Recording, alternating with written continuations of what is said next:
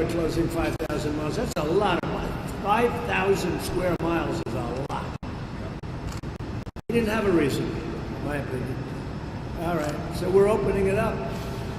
Today I'm signing a proclamation to reverse that injustice, to reverse that order from the previous administration, and we are reopening the Northeast Canyons and the Seamounts Marine region to commercial fishing. Is that okay? Is that what you want? Yeah.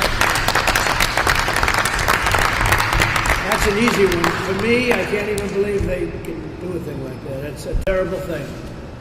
It's a terrible thing. So America's blessed with some of the richest ocean resources anywhere in the world, except when they close it up. And yet we have a $16.6 billion seafood trade deficit and import over 85% of the fish we consume. No wonder you have 5,000 miles and it's closed up. Who would think that we import 85% of the fish from other countries that are your competitors. And we have the best fishing areas in the world, I would think, right? Is that among the best fishing areas anywhere in the world? How does it compare to other locations in the world? Georges Bank is a very rich fishing area in the world. And for lobster, the best, right? Yeah. The best in the Gulf of For Maine. lobster. And Atlantic scallops. And scallops. I like scallops. Good. We'll have plenty of scallops to eat. This is why I've taken decisive action. And we're going to send our fishermen out there. You're going to go fishing in that area now that you haven't seen for a long time. Lobstermen and seafood producers. I want to just congratulate you. Last month I signed an executive order to begin an accelerated review and reduction of all unnecessary regulations on the seafood industry. So who's doing that, David? Who's working? The Department of Commerce. Okay? You'll make sure that gets done quicker. Absolutely. Okay? This guy, when I give him something, it gets done. Between him and Peter, we have the right people. So Peter, you'll make sure that you and David. This is a great thing for the state of Maine. These two executive orders together is going to bring back commercial fishing in a big way. Certainly, some of the most fertile fishing grounds in the entire world are shut off. And we've gone through all of the machinations, all of the work, so we can sign this. Takes a while to get it done, but we're getting it done. Not easy, because they did it in such a way that's not easy. I ordered the formation of a trade task force that will identify opportunities for open foreign markets to our seafood exports. We're going to talk about the European Union, who constantly take advantage of us in trade. Nobody knows that. And I'm further cracking down on illegal harvested and imported seafood. That's a big deal too, right? What does that mean, illegally harvested? Who wants to answer that question? Go ahead. EI fish, illegally harvested fish, that some countries don't enforce fisheries conservation rules. In our country, we do. So if the country is off their coast, they don't have, So they don't have rules. They don't have any rules. They can catch fish. So our conservation rules, are they overly tough or are they ridiculous? Because other countries don't have any conservation rules. Right? Most other countries. We have Are rules fair and good, or are they not? We have a lot of rules in place that are preventing us from harvesting sustainably some of the resources out there. The fact that I'm in the groundfish industry, the resources of New England are record high. The resources of New England are at record levels. Never been recorded in history that they're so high. We're underfishing. Because you're underfishing. We're underfishing. Is that because of regulations? Because of antiquated regulations that you can never get rid of something that's in place. So are we then looking at those regulations here or not? Because let's do it. That's I mean, what we you came up here for a different reason, but let's look at those. So in other words, you have more product than we've ever had before because you're not allowed to use it. You're not allowed to fish. Not allowed to fish, and some of the problem, and when I was governor, I encountered it. You go to NOAA, there's a lot of bureaucrats in NOAA that really put on some hurtful penalties and regulations on fishing. So they were so burdensome that you can't fish. Correct. So now what's happening is Or being you can't taken afford away. to fish. You can't what? They're so burdensome that you can't afford to fish. They make it so that Probably both. You can't fish and you can't afford. and you can't afford. So let's open it up, Paul. Nobody better than Paul Page to get this done, in my opinion. So can I ask you to work with Absolutely. my two great guys, I Peter would and be David? more than happy. And let's open it up. Okay. And we want conservation. I'm a believer in conservation, but they've gone crazy. And then other countries, they don't have the same, so you have a much more expensive product. You have a better product, but you're not allowed to even sell it in many cases, right? It's amazing. So I ordered the formation of a task force, and today I did something else. I put Paul LePage in charge of trying to figure that one out, which you already have figured out, I suspect. You've been living with that a long time. And you've been unable to get previous administrations to do anything about it. That's correct. And it was particularly bad under the Obama administration. I spent Well, 6 years. they kept piling it on. They just kept piling it on and delay. And why did they do that? Just because they thought environmentalism? Not really politically, but It was a little bit of a political stunt because unlike myself and I were friends, Obama and I were not friends. And it was very difficult to get to talk to him. he might have also been nice to other countries, like Canada. Right? He might have been nice to other countries, like Canada. Yes, he was. So I ordered the formation of a task force, thank you, Paul, that will identify opportunities to open foreign markets to our seafood experts. I'm further cracking down on illegal harvested and imported seafood. That's what your problem was, right? So we're cracking down on it. I recently signed into law $300 million to help our nation's fisheries. Maine will receive $20 million, and you're going to get more than that now as we start breaking this crazy thing up. And I always think of this as a great fishing state, but you're so restricted. It really stops you from being a great fishing state. I'm going to ask David Bernhardt and Peter Navarro to really get involved and get this done quick. This is ridiculous, okay? Can I do that? So I want every American who works out of the ocean and works in the ocean and fishes for all of the different things and the treasures to let you know that we're behind you 100%. You do an incredible job. And we want conservation. We want good environmental practices, very important. But we also want something that's fair to you. They're taking your livings away. I've been hearing about this for a long time in Maine and other places up here. Let it extend to other places that are also affected. Canada has given a tremendous advantage over the United States because of the practices of the previous administration and probably others. So we're not going to let that happen.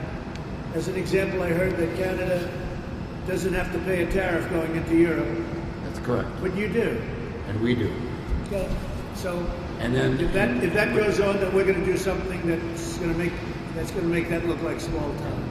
And last year we were sending, 2 years ago, we were sending a lot of product to China, and then China put a tariff on us for 40% because of some of the trade issues between our two countries. And what happened to the tariff? Is it on now? Oh, it's gone down. I haven't checked lately, but you're still paying the tariffs, right? The lobster's still going to Canada, and from Canada they go over free, but it's just an added expense to the Maine lobsterman, who also has a 30%. So you're saying China charges a 40% tariff? And how big is the tariff that the European Union charges? 20 or 22? Okay. And this country, because of stupidity for years, hasn't charged them. And the funniest part of this whole issue is the Canadian lobster we're talking about and the Maine lobster come out of the same water. Are they the same lobster, would you say, basically? Yes. Would you say they're equivalent as lobster? They're equivalent. They're Is from there a the, difference the in Gulf of size or Maine. type? Any difference? They're coming out of the Gulf of Same Maine. lobster. So you're set up with a 20% tax that they don't have, so they have a very good thing. And that's European Union, right? Yep. The European Union has ripped this country off so much, it's unbelievable. And I'll It's tell so you, easy to solve. I'm going to call them, David. You're going to come in, write a letter. And if they don't change, we're going to put a tariff on their cars until they change. And they'll change right away. Okay? It's unbelievable how badly, people hear about the European Union, sounds nice. They've been almost as bad over the years as China in terms of trade. But nobody talks about it. There's a perfect case, Maine lobster. You understand what I'm saying? Absolutely. We're going to charge an equivalent plus tariff to them if they don't drop their tariff when you're lobster and seafood, okay? And we can do that. Peter, do you agree with that? Do you like it? We need to Let me strike put back. you in charge of that one. We need to That's strike a back. natural for you, excuse me. Yes, sir. That's a natural for you. The European Union charges us a tariff. They don't charge Canada a tariff. This is for the press. So Canada doesn't pay a tariff for the same exact lobster in the same waters, but we pay a tariff. If the European Union doesn't drop that tariff immediately, we're going to put a tariff on their cars, which will be equivalent coming in for nothing, which is ridiculous. Okay? You understand? It's going to be the equivalent plus. Yes, sir. It's going to be the equivalent plus. Watch how fast that tariff comes off. All right? Watch how fast. It should be plus, plus, plus. Okay? I'm going to put Peter Navarro in charge of it. That's perfect for him. I'll take that one off your plate, okay? All right, Peter Navarro, you're in charge. That's right. Thank you. This country has been treated so badly on trade for so many years. We have such bad agreements, breaking so many of them up. It's been treated so badly, it's hard to believe. You know, Canada, in some respects, Canada has been our worst enemy in the produce industry. We cannot send. Canada's been very tough. Canada charged in Wisconsin before I got up and changed it. 287% tariffs on dairy products. So think of it. And they kept it at 287. They didn't want to make it 300 because they thought somebody might find out. And until I became president, nobody knew. I ended it. But they were charging Wisconsin and our farmers 287% tariffs to send dairy products to Canada. So therefore you didn't send. You couldn't compete. You couldn't compete.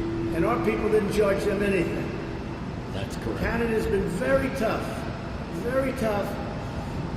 You know why? Because they got away with it, that's all. Because people sitting here didn't know what the hell they were doing. Okay. But the deal has worked, you know, the new deal is a good deal. It's got rid of all that stuff. But we didn't talk about lobster. But Peter Navarro's going to be the lobster king now, okay? All right, Peter? Yes, Now, sir. look, you Get can do after it. it. Let's see what you can do. Dear to my heart. Let's see what you can do. This state right here, Maine, is dear to my heart. I spent a lot of There's time another here. vegetable that most people don't speak of, and can't bring to Canada. And we're one of them. We have a company in Maine that's one of the major growers of broccoli in the country. Broccoli. And In the summer, they're in Maine. In the winter, they're in Florida. But what has happened in the last few years is the Canadians bring their broccoli into market. They have a 30% advantage on the exchange rate. And so we can't sell our broccoli, and we can't send it to Canada. that's our big thing. That's the overvalued That's dollar. what you and I talk about. Yeah. The dollar. That everybody I else should says do is that the- one too, sir. I think maybe the Is dollar it thing broccoli too. the same one? What's that? Is it broccoli primarily that? That and the lobster and seafood itself? There are a couple others. There's broccoli, blueberries. Blueberries, Maine used to grow 90% of the wild blueberries in the world. So where's it done now? Canada, New Brunswick, and Quebec have got 300,000 acres on, and so now Maine's blueberries are selling below growing costs. When you talked about the Obama administration about this, they did nothing. They did nothing. I spent a lot of time in Let's Congress. get on this. The three things plus the seafood. Right. This man he's a believer. He knows exactly what to do. I don't have to tell him anything. And you guys will work on the other stuff. Any questions, William? Questions? Shouldn't be any questions after that. You got more than you would have had to do. I will just make one more comment. Amazing. I will make one more comment. We need your help on. As the country is reopening, of course, right now Maine is still tied up pretty tight because we have a governor that's not reopening very fast. But as we reopen, Why isn't your governor opening up your state? I don't know. We don't know. All these states are being open. They're making a lot of money. That's why we have the good numbers. And you have a governor that doesn't know what she's doing, and she's like a dictator. You know? Why isn't she opening up your state? Well, one thing that she's doing is the $600 a week that the people on unemployment are getting. She is allowing them to continue to collect when they're called back to work, and so people aren't coming back to work. And everybody in this room, no So people. she's taking advantage of the system. Yes, But she's not letting them come back anyway because you're shut down. that's right. But the few that would, I know of 3 cases last week. But an employer told me that these 3 people were called back. I reported them that I have work for them, but they're still getting the system. What would you say about that, Bill? This whole problem in the bill where we're paying people to stay home, Yeah. it's You know, it works in some tremendous sense. damage, Yeah. doing tremendous damage to our economy because it's keeping people home. And the The longer people Democrats stay wanted home, this feather bedding, okay? But the Democrats wanted it. We said it wouldn't work, and we were right. And it works. But honestly, It works in Republican states. It does work in Republican states. But the Democrats wanted it, and we negotiated, but it's unnecessary, and it makes it overly complex. In a place like this, we're straightening it out. Any further legislation, we're straightening it out. And we just did PPP today, so The legislation is fine if everybody follows the rules. But if a governor you decides, see, she's not supposed to be doing that. that's correct. So when she doesn't do that, it's fine. That is But the governor is playing cute. If you call someone to work, and they refuse to go to work, you tell the state, and the state will take their unemployment. Exactly. So she's not supposed to be doing that. That's correct. Let's call her on that. Let's Yeah. call her legally. they want to work. Yes, they do not they want do. a handout. They When want is to she work. opening the state, if ever?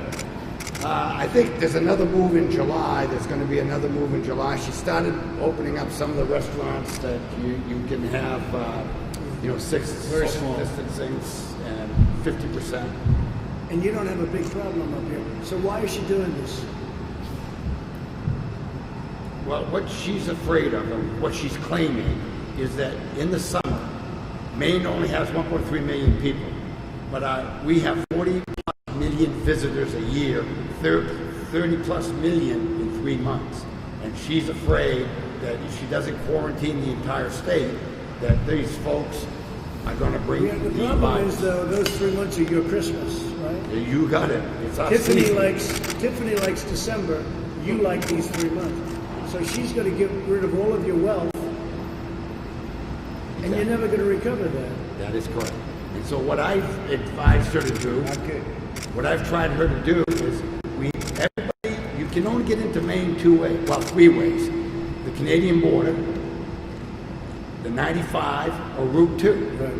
So if you put somebody at Route 2, everybody's got a foreign plate, an out-of-state plate. You get their name, telephone number, where they're going to be. Problem solved. If you have a big tick, you go right there. So you're giving away your tourist season this year because it's That's starting, correct. right? So That you're is giving correct. away your tourist system. Yes. I mean, she must know this, right? I would think she's a No, right how does lady. she do a thing like this? She's going to destroy your state. All right, look, I'm not a fan. We're going to solve your fishing problem. We're going to solve something that nobody thought was solvable. We'll solve it very easily. And Peter, you're going to handle that other situation. Right. That's an incredible. Would you like to say something, folks? Go ahead. Yes, I would. Thank you, Mr. President. It's an honor Thank you. It's my honor. It's an honor to be here to discuss with you the importance of commercial fishing to our country. I am the Executive Director of Associated Fisheries of Maine, and I have more than 30 years' experience in regional, national, and international fisheries management. And in all of that time, I have never known a president to express a concern about the well-being of our fishing and seafood industries. So thank you very much for your interest, for your executive order promoting American seafood, for this announcement that you've made today, which will allow our fishermen to go back to work. The Antiquities Act We're process... doing that immediately. Are we doing that as of immediately? You're opening up 5,000 square miles As of- with the stroke of a pen. As of when? The minute you sign I'm gonna it, get you will going begin with this. planning, and I you're get my taking fishing down, pole. we're taking down a no fishing sign and opening I up. love that. The process by which this monument was established is a non-transparent process that does not allow for stakeholder input, does not produce any kind of economic analysis of the negative impacts and prevents all of us from enjoying the benefits of our healthy marine resources. So again, we appreciate that you've recognized that and are taking action to correct that. And your senators, where were your senators for all these years? What happened? They abdicated their responsibility and they went home early this year because it's election year and gave all their power to our government. So in addition to the opposition from the fishing industry, the Secretary of Commerce has also heard about opposition from the all 8 regional fishery management councils to establishing these monuments outside of the regular management process. So there has been a great deal of opposition to that, and now you're correcting. What would you do about that? Well, The monuments. the management of fisheries within our exclusive economic zone is rightfully managed under the Magnuson-Stevens Fisheries Conservation and Management Act. So we have a process to do that. We don't need the Antiquities Act to be establishing monuments that restrict So fishing. what do you need? You're bringing that process back. Well, this order will take care of our So need. you're going to be... You're this is do gonna take that back. That's a big thing, right? Yeah. You're so lucky I'm president. You are so lucky. I don't even know you, and you're so lucky.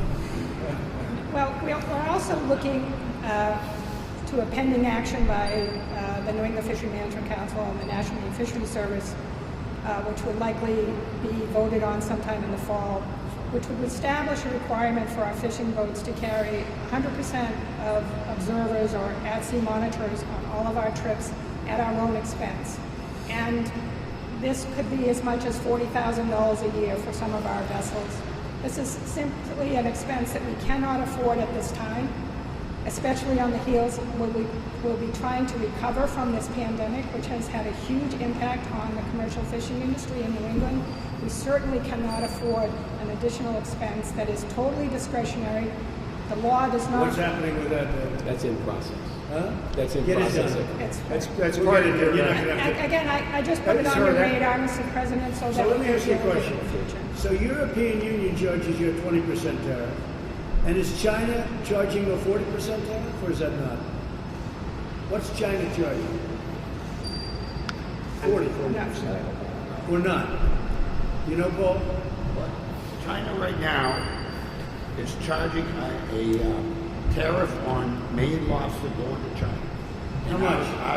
Our sales to China have gone from like 600,000 pounds to less than 100,000. So you went from 600,000 pounds, that's the way you go, to 100,000 pounds. So you're way down. And the only Is that way because of the tariff? Yes. Okay. What they do. So corresponding tariff to China for pick a product, corresponding plus if they don't drop the tariff on Maine lobster going into China. Okay? It's pretty simple. And I don't mind. Yeah, the distribution companies have had to set up companies in Canada. They ship their. Oh, I know, that's what they do. They go through different companies. It's called transshipping, Yeah. to be exact. They transship. Okay, ready? China, EU. All you do is say, that's okay, keep charging us, and we're going to charge you a corresponding, when something that they sell that's very precious to them. But it corresponds, it should be for the same amount plus. Yes, sir. We'll take care of it. Go ahead. Now, Mr. President, we operate a few boats here in Maine, but we also operate some sculler boats and some factory processors out in Alaska. And there is a tariff on the flatfish that's shipped into China that stays there. So if we want to ship to them and develop a market in China, they do enforce a 25% tariff on it.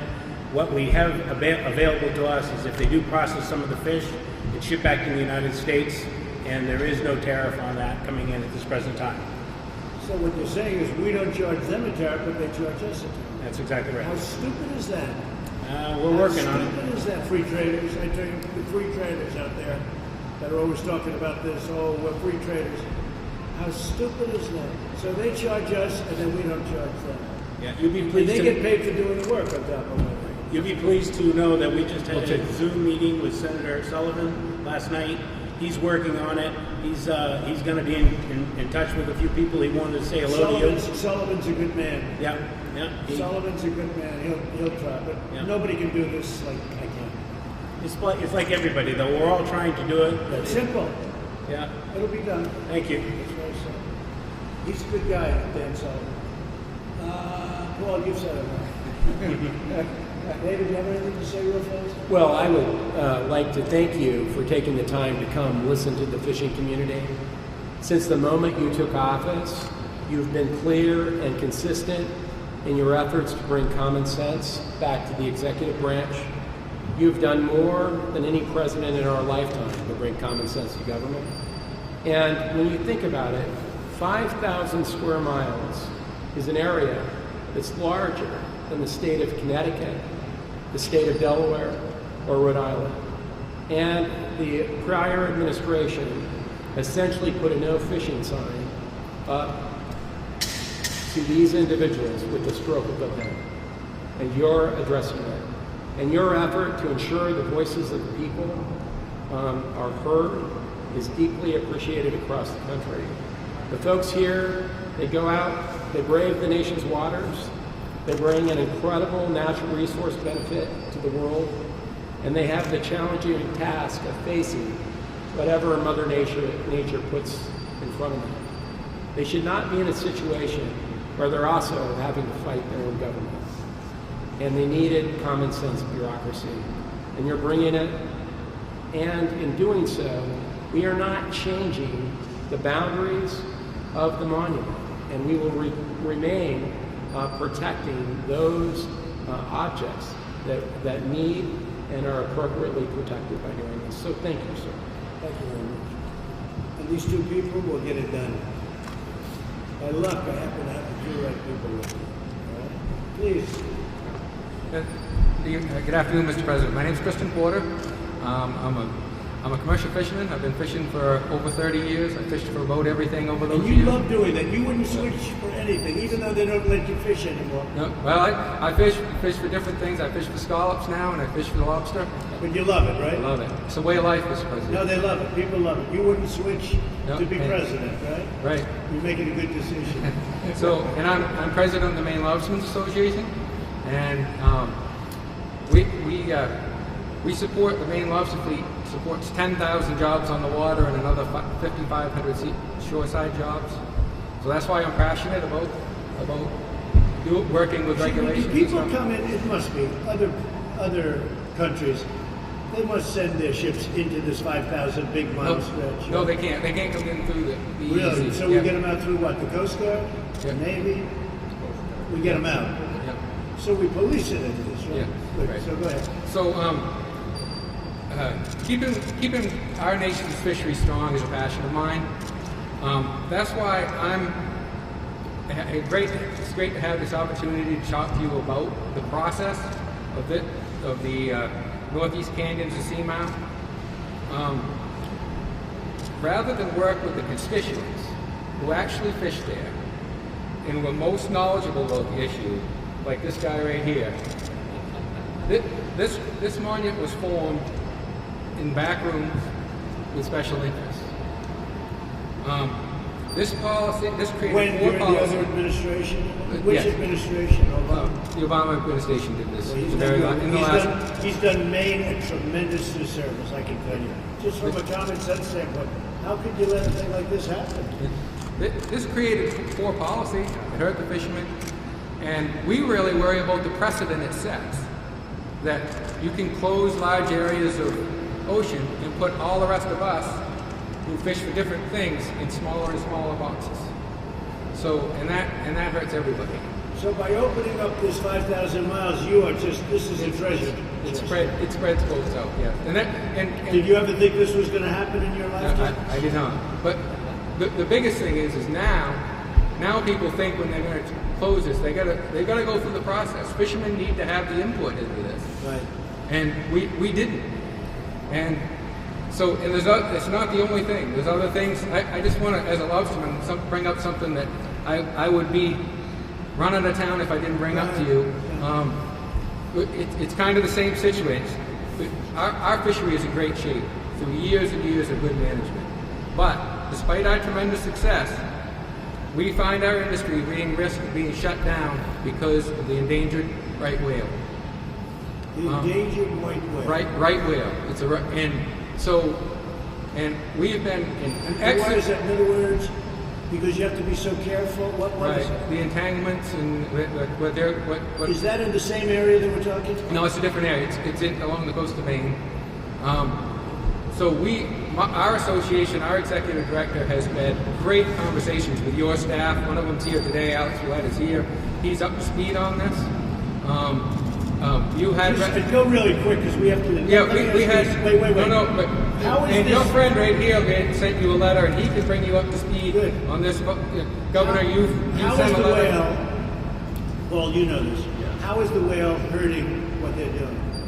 The right whale is not hurting them. In fact, in the last 2 decades, there's not been an entanglement or a death in the Maine waters. Now, they found some dead whales in Maine waters, but they came down from where the problem area is, and as we talked about earlier, the St. Lawrence Seaway. At the mouth of the St. Lawrence Seaway is where all the deaths and entanglements So are. how do we solve this problem? We solve this problem by going to NOAA and telling them to get reasonable about their regulations. Going to where? NOAA. They are the problem. And I worked 2 years, I worked So six. you know what reasonable means, right? Yeah, that's correct. Okay, so get That it is done. correct. Get him done. Right? You work that day. I'll talk. Okay. We just want our voices heard in the process. We'll be able to. I assume there's a good solution to that, right? Yes, there is. Okay, work on it. We want to protect the whale. I want to protect the whale too. As we do As too. long as we can protect the whale, I'm going to do it. All right. So I'm going to leave it to you. We're in. And I will say, Hugh said one thing that is so true about the fishermen in Maine. Maine has the only sustainable lobster fishery and certified in the world. These people will go bend over backwards to save the lay, those are the layers and the youth. I mean, they just bend over backwards. It's not robbing the bottom. And the one thing about a You've Maine been lobster, treated very badly. You know that, right? You better remember your president. the one thing about a Maine You guys, you've been treated very badly. I know what they've done. They've regulated you out of business, and yet you treated the area like it was your home. I know that. Go ahead.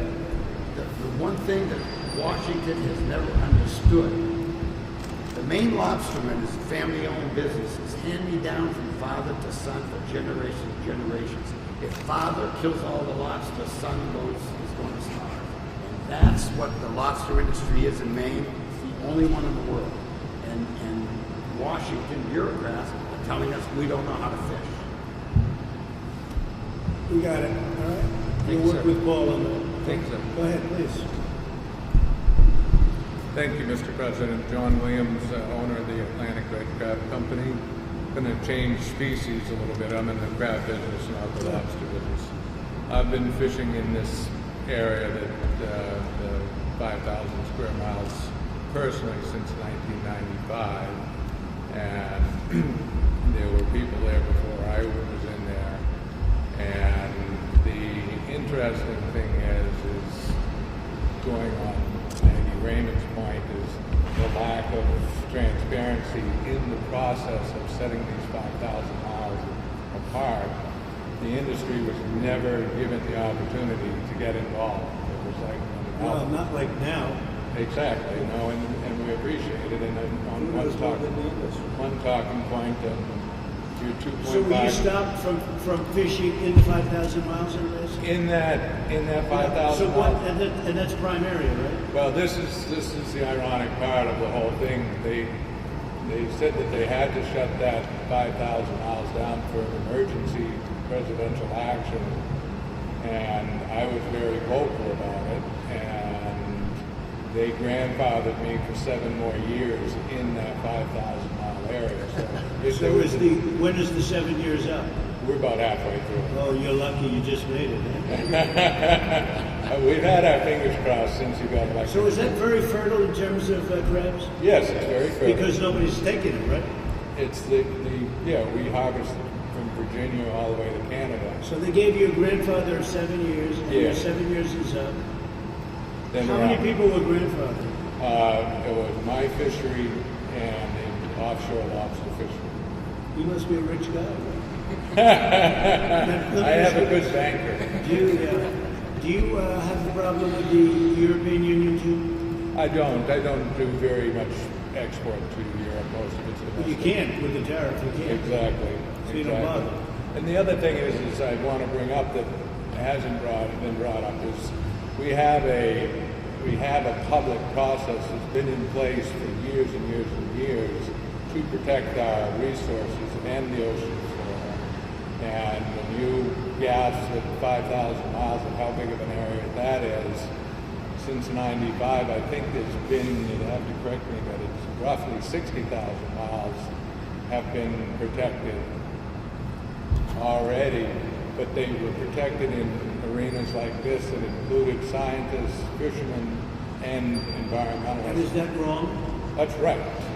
So you like it? I think that when you get a group of scientists and Okay, so there you think we did the right thing? I think that, you know, Meaning people did the right thing. I think that it's the public process is cumbersome as it can be, and sometimes I walked out of meetings not happy with the results, but it worked. So at least it went through a And process. it allowed And this did not go through a process. zero. We had zero Right? worked. This didn't go through a And process. this This one- was done for politics. You Total got it. bomb. Just one last comment on it is of course where the industry was left to remain completely silent and not go public, the millions of literature and propaganda and websites and everything that were out there saying we need to save this 5,000 miles because this bottom is pristine and we can't allow these fishermen in there because it's pristine. Well, we've been in there for 40 years.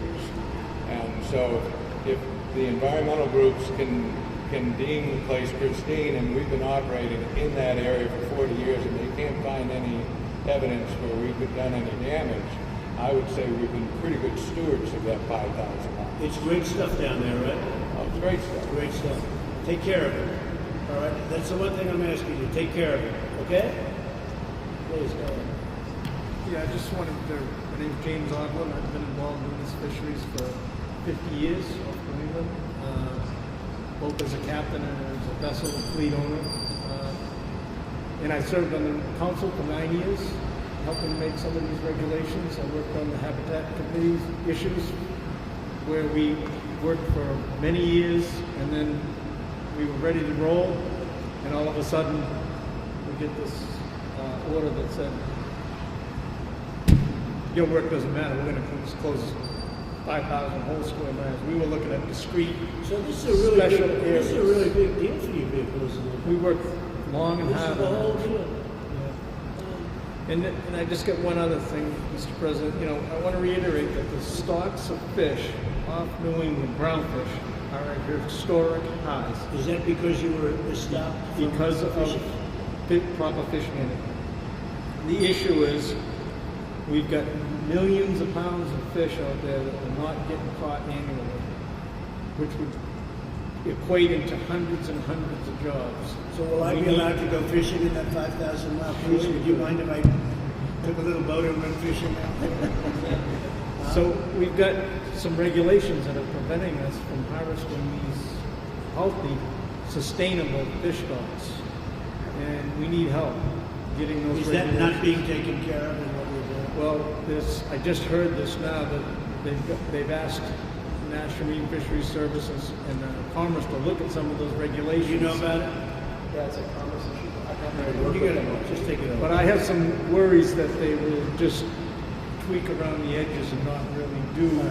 David will I take have it. some inside information that that's what's going to happen. We got it. If I may, sir, the executive order that you signed several weeks ago has very clear, direct instructions to take care of those regulations. So this president is already on this case. There is a process underway, and that gentleman across the way will ensure that the commercial fishermen of this state will be able to fish the waters here without any regulation. Full We're stop. cutting regulations from highways and roadways to fish. That's right. what Peter's talking about. Go ahead, Yes, Pete, sir. you have anything to say? This is the jobs president. This trip today goes and creates jobs from Brunswick and Bath, Bangor and Guilford, all the way up and down from Bar Harbor down to Kennebunkport. And And this president is the working class president, and this state is a hard scrabble state. It's a working class state, and people in this state should not have to face the federal government that takes away your livelihood. These two executive orders combined are the greatest news for commercial fishermen in the last 50 years. And this first order will clear off the decks of undue regulation. The second order, as soon as he signs that and gives away the pens to all you folks here, will set free the fishermen of this state. Well, they It's a took great your lives day. away. They took your livelihood away. Yes, sir. Yes, sir. Please go ahead. Thank you, Mr. President. First, I just wanted to thank you for coming to the state of Maine to talk to our commercial fishing industry. As was pointed out already, it is a first, and we truly appreciate it. And we also appreciate the action you're taking today. I don't think there's a single industry person around this table that disagrees on the need for it and why it is so important. So, thank you very much. My name is Mary Beth Tulu. I am the Government Affairs Manager for the O'Hara Corporation out of Rockland, Maine. I brought the boss with me today. He's on the other side of the table, Frank O'Hara Jr., president of a family-held company, as I said, in Rockland, Maine. And I know that he spoke already. He provides an awesome history of a family-held company that started in 1907 in T. Wharf in Boston, Massachusetts. Has been present here in the state of Maine since 1944 and is definitely multi-generational. He has sons coming up and grandchildren being born, and the goal of the company is to maintain sustainable fish. So I don't know, Frank, if you want to add anything to that before I go on? What's that? Do you want to add anything on that before I go on? No, you got it. You know, we've been around for a while. We've gotten through wars, depressions. We've gotten through overfishing from the But foreign this was the worst thing that you've been through all day. What happened to you when they took this away? It didn't affect us as much as it would have affected John, but it will affect us because once they take one mountain or one canyon, they'll take another one and another one. They'll go over the west coast. Are you involved in that area? The 5,000? We used to be, but we're not. We do scalloping, which is more to the south of that. So our scallop boats, which is replicated by that model over there, we do some scallops, but mostly it's crab and lobsters out that way. We're flat fish. Is that a new boat? Like It is. There's There's a new boat go- going down in So they look pretty old, right? There's a lot of design talent there. Yeah, we got the new bubble spout on a port nozzle. It's lower carbon footprint. We're building another boat starting this year. How much, brand new, how much is that boat cost? Just under $4 million. How much? Just under $4 million. It's a real deal, really. Yeah. Very good. Okay, good. Well, you're in good shape. Thank you. So if I could, excuse me, I'm sorry. Go ahead, please. But I just wanted to say very briefly, because I don't need to be repetitive, I am a former member of the New England Fishery Management Council and served for 9 years on that council. And so you have here around the table current members of the council, past members of the council. Most of our industry people have all served as advisory panel members to council's committees, and we hope one former council member as well. And as the public process, I think people have outlined why we think it's so important, and we certainly do endorse that. And I will leave it at that. Thank you Okay. again. Thank you, good job. Terry Alexander. I own Jordan Wind Incorporated. It's a commercial fishing company. And I based all my comments on trying to convince you to sign that executive order, so they're pretty moving now. But I would just like to point out some of the highlights on it, and then maybe touch on some ideas. Okay. Thank you, Mr. President, for supporting our nation's fisheries and fishing communities. These monuments, even though they're south of New England, they push people, they displace people, and they're affecting the entire fleet all the way to shore. So it's a good thing to open up areas. So they can solve. Right. Yeah, so, Excuse me, are there media from Maine here? Are you liking what we're doing? You can say, yes, you do. Anybody else from Maine? From the area? What about the, They all come up from Washington, unfortunately. Can Okay, I- go ahead. yeah, so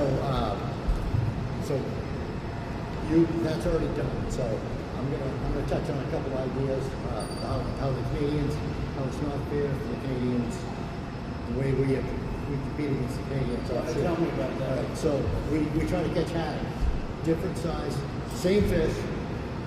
We negotiate with the Canadians every year. How do you find negotiating with them? They're pretty good. I'm on the TMGC. I'm on the New England Fisheries Management Council.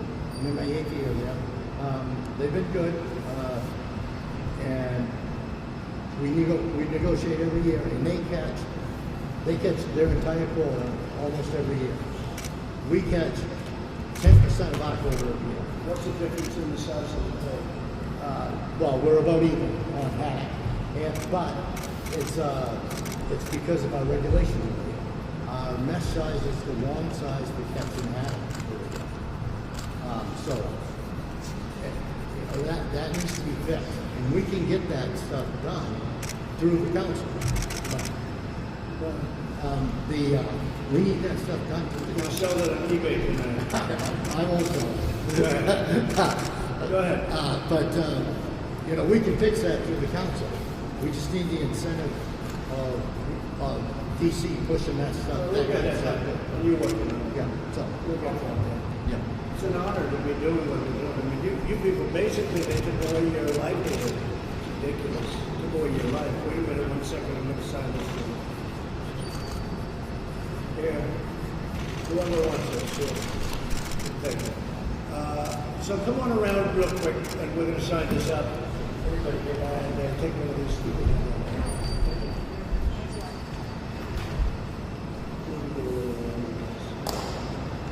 Congratulations. Come on, David. Come on, Peter.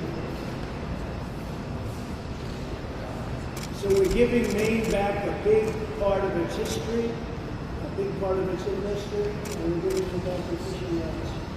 5,000 miles, square miles, that's a lot. Boy, that's a big chunk. That's a big chunk of water. So do very well. Say hello to the people of Maine. They're good people. They're very nice to do.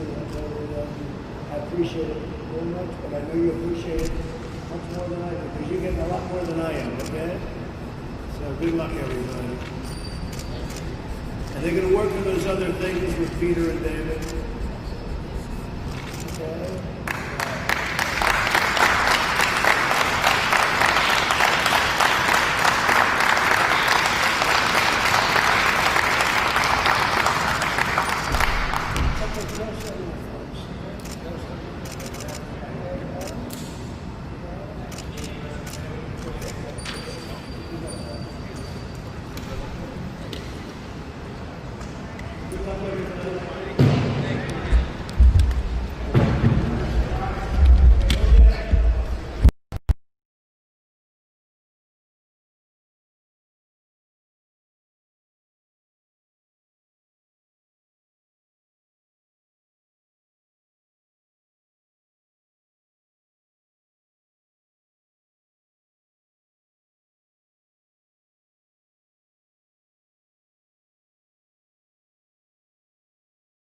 Scallops, ground fish, and of course the lobster industry, voicing their concerns for the fishing industry that Maine faces and the challenges ahead.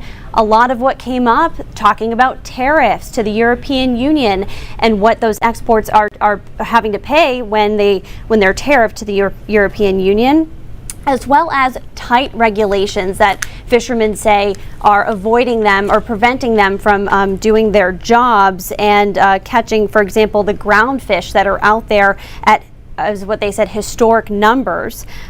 And we do have a live look right now at the president leaving that meeting in Bangor as he heads to Marine One, the helicopter that he will now board.